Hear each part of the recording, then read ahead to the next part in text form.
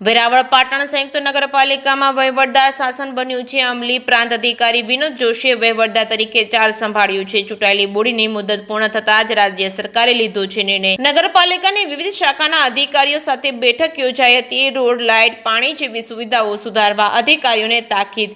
નાગરિકોને સુશાસનમાં સહભાગી બનવા વહીવટદારનો અનુરોધ। શહેરમાં પ્રજાભિમુખ કામગીરી કરવા તમામ વિભાગોને સૂચના છે। કે ગુજરાતી સાથે મહેશ વાજા, સોમનાથ। હું પ્રાંત અધિકારી વેરાવળ આજથી વેરાવળ પાટણ સંયુક્ત નગરપાલિકાના વહીવટદાર તરીકે ચાર્જ સંભાળ્યો છે। સરકારશ્રીની સૂચના મુજબ જે નોટિફિકેશન છે એ મુજબ સ્થાનિક અધિકારીઓને વહીવટદાર તરીકે મૂકવામાં આવેલા છે। અમારી પ્રાયોરિટી અત્યારે વેરાવળના જે પ્રાણ પ્રશ્નો છે એ સુખાકારીના પ્રશ્નો માટે અને સફાઈ, ગટર તેમજ જે પાણીના જે પ્રશ્નો છે એ બાબતે ટીમને સાથે રાખી એમના પ્રશ્નો ઉકેલવાનો પ્રયત્ન કર્યો।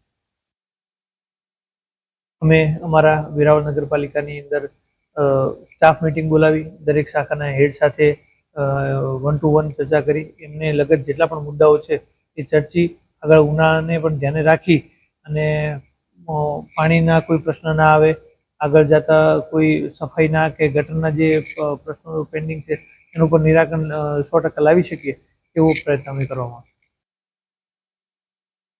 જાહેર જનતાને પણ આથી અપીલ કરું છું કે નગરપાલિકાના જે કોઈ પણ નવા પ્રયાસો કરવામાં આવે એમાં સાથ સહકાર આપે અને વધુમાં વધુ સાથે રહી અને સિટીના ડેવલપમેન્ટમાં સહકાર આપે એ જ અપેક્ષા।